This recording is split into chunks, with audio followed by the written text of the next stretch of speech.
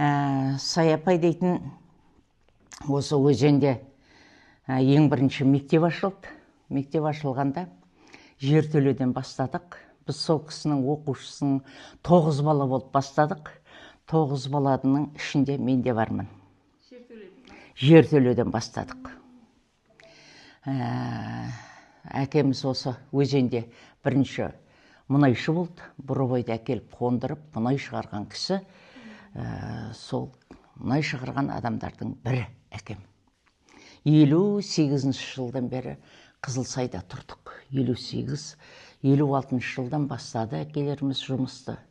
Сонымен осы яқта бірінші сол жертөледен бастағанымызда жердің 1 метр ғана жердің үстінде үйдің жартысы дейміз, жартысының да жартысы шығып тұрады.